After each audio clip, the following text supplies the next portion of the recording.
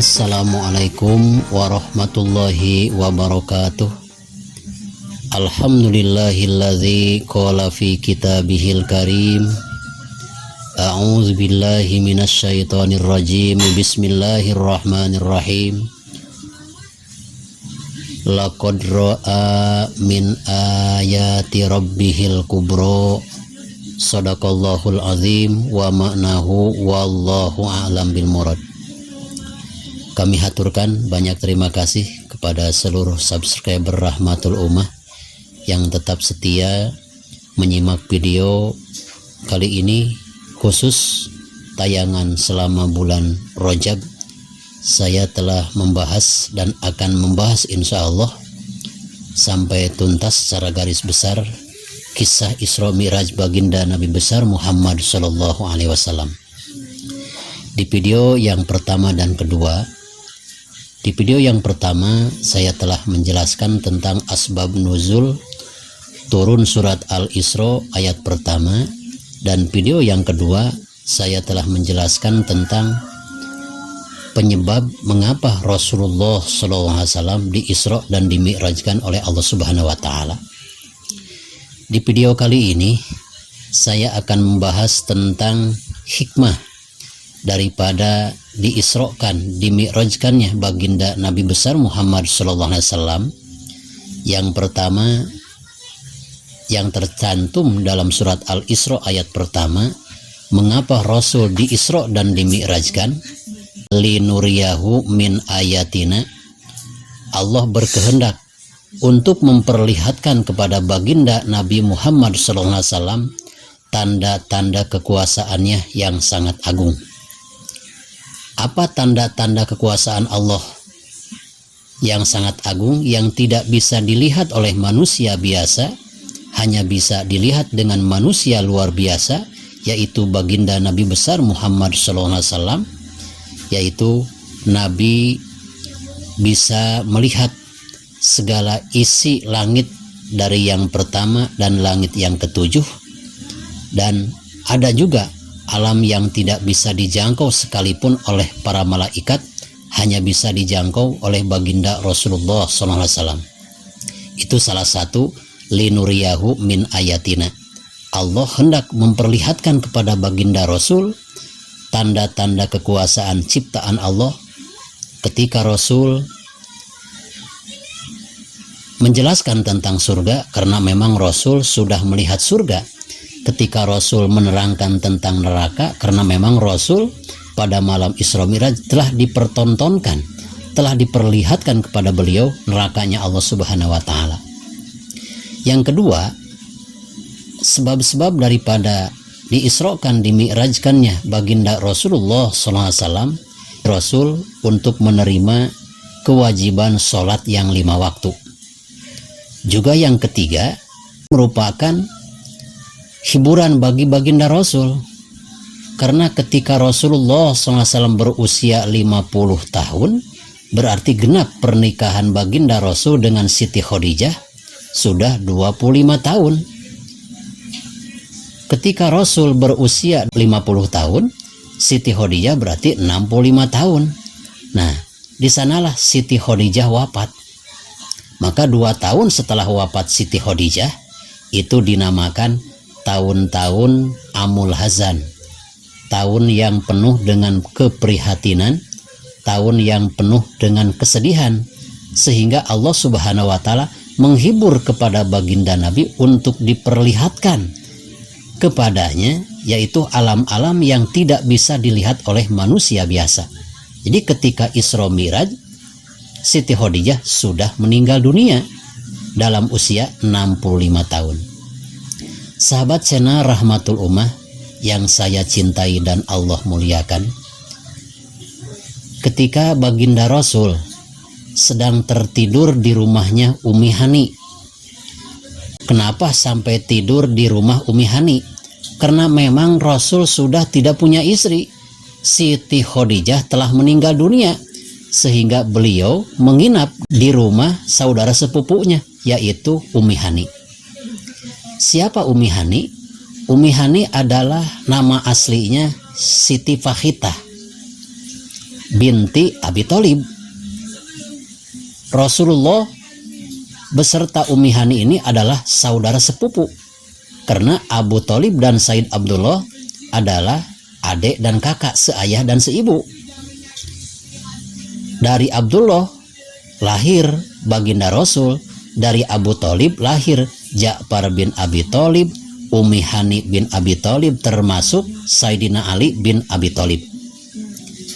Ketika beliau tertidur di rumahnya Ummi Hani, berarti dekat Ka'bah. Nah, yang mana Ummi Hani ini saat Rasulullah SAW diisrokan, dimi'rajkan, belum memeluk agama Islam. Ummi Hani ini memeluk agama Islam pada tahun ke-8 dari hijrah, yaitu ketika Futuh Mekah, merdekanya negara Mekah. Sebetulnya Ummi Hani adalah cinta pertama Rasulullah SAW, dan pernah juga menurut satu hikayat Ummi Hani dilamar oleh baginda Rasul sebelum menikahi Siti Khadijah, tapi Abu Thalib tidak menyetujuinya. Karena apa? Siti Ummi Hani ini atau Siti Pahitah telah dilamar oleh Jabiroh dari suku Bani Mahzum. Maka Abu Thalib lebih memilih putrinya dinikahi oleh Jabiroh atau Jubairoh dari Bani Mahzum, supaya ada ikatan kekeluargaan lebih lanjut Bani Mahzum dan Bani Hashim. Sehingga diantaranya ketika Futuh Mekah, Ummi Hani memeluk agama Islam, dan suaminya yang bernama Jabiroh tidak mau memeluk agama Islam. Sampai ketika Futuh Mekah, Jabiroh ini karena takut dengan agama Islam sampai melarikan diri ke negara Najron, ke tanah Habsyah, dan meninggal dunia. Menantu Abu Thalib ini atau daripada suami Ummi Hani dalam keadaan kufur. Na'udzubillah summa na'udzubillah min dzalik. Jadi beliau itu sedang menginap di rumahnya Ummi Hani. Kebetulan di rumah Ummi Hani itu beliau bertiga tidur. Baginda Rasul di tengah, dihapit oleh dua orang laki-laki. Yang pertama Ja'far bin Abi Thalib. Siapa Ja'far bin Abi Thalib? Ja'far bin Abi Thalib ini ya putra Abi Thalib, tidak mengikuti jejak ayahnya. Sedangkan Abi Thalib sampai meninggal dunianya pun tidak beriman. Tapi Ja'far bin Abi Thalib, Masya Allah, ketika Islam datang, beliau memeluk agama Islam dan mengajak istrinya yang bernama Asma binti Umais. Karena suaminya telah memeluk agama Islam, Siti Asma binti Umais memeluk agama Islam juga. Dan hebat-hebatnya Asma binti Umais, beliau juga berdakwah kepada istri Sayyidina Abbas, paman Rasul, yang bernama Lubabah. Lubabah memeluk agama Islam, diislamkan syariatnya oleh Siti Asma binti Umais, istri daripada Ja'far bin Abi Thalib. Ja'far bin Abi Thalib meninggal dunia di tahun ke-8 hijrah, di mana makomnya Ja'far bin Abi Thalib. Ja'far bin Abi Thalib makomnya ada di negara Syam ketika perang melawan Romawi. Umat Islam berjumlah 3.000 orang, sedangkan tentara Romawi tidak berimbang, 100.000 orang. Ketika perang Mu'tah tahun 8 hijrah, Rasulullah SAW tidak mengikuti perang, tapi Rasulullah SAW menugaskan mengangkat panglima perang Mu'tah yang akan diberangkatkan dari Madinah ke Mu'tah 3 orang sekaligus. Yang pertama yang jadi panglima adalah Ja'far bin Abi Thalib. Maka sabda Rasul, apabila Ja'far bin Abi Thalib meninggal dunia, silahkan panglima perang angkat, yaitu Abdullah bin Rawaha. Apabila Abdullah bin Rawaha di medan perang Mu'tah meninggal dunia, silahkan ganti dengan Zaid bin Harisah. Apabila Zaid bin Harisah meninggal dunia, silahkan oleh kalian angkat panglima perang yang lainnya. Ketika dalam peperangan Mu'tah, karena tidak berimbang, akhirnya Ja'far bin Abi Thalib ditebas oleh pedang musuh sehingga tangan kanannya putus. Lalu masih mampu mengangkat pedangnya dengan tangan kiri. Ditebas juga tangan kirinya oleh musuh, yaitu dari orang-orang kafir. Putus juga tangan kirinya. Sampai tidak berdaya Ja'far bin Abi Thalib dan meninggal dunia jadi syuhada. Jadi orang yang tercatat sebagai yang mati syahid di Mu'tah. Lalu panji Rasulullah SAW atau bendera Rasulullah SAW dalam peperangan Mu'tah diambil oleh Abdullah bin Rawaha. Abdullah bin Rawaha pun sama nasibnya seperti nasib yang dialami oleh Ja'far bin Abi Thalib, meninggal dunia juga. Setelah Abdullah bin Rawaha meninggal dunia, akhirnya Zaid bin Harisah yang tampil menjadi panglima perang ketiga setelah Ja'far bin Abi Thalib, setelah Abdullah bin Rawaha. Lalu siapa setelah Zaid bin Harisah meninggal dunia? Maka kaum muslimin semua mengangkat panglima perang, yaitu Khalid bin Walid. Beristirahatlah perang. Ketika beristirahat perang, strategi perang daripada Khalid bin Walid hebat sekali. Sudah banyak yang gugur tentara Islam, tentara musuh masih banyak, sehingga pasukan yang tadinya ada di sebelah kiri digeser oleh Khalid bin Walid jadi ke sebelah kanan. Dari sebelah kanan digeser ke sebelah kiri. Yang berada tentara di barisan depan dimundurkan ke belakang, dan barisan yang belakang tentara Rasulullah SAW dimajukan ke depan. Begitu berhadapan dengan musuh dari Romawi, orang-orang Romawi tidak mengenal, katanya umat Islam telah ada pasukan baru, padahal pasukannya itu-itu juga, cuma strategis yang dirubah. Di sanalah Allah Subhanahu wa Ta'ala memberikan rasa takut kepada tentara Romawi, akhirnya kocar-kacir. Karena apa? Banyak orang-orang yang tidak dikenal. Sangkaan mereka adalah pasukan baru, padahal pasukan itu juga cuma strateginya dirubah oleh Khalid bin Walid. Maka dalam perang Mu'tah itu dimenangkan oleh tentara Rasul, walaupun sedikit jumlahnya, 3.000 orang melawan 100.000 orang. Berkat kepiawaian daripada Khalid bin Walid. Sahabat Sena Rahmatul Ummah yang saya cintai dan Allah muliakan, lalu ada lagi orang yang berada di sisi baginda Rasul ketika baginda Rasul akan dibawa oleh malaikat Jibril, yaitu Sayyidina Hamzah, paman Nabi. Siapa itu Sayyidina Hamzah?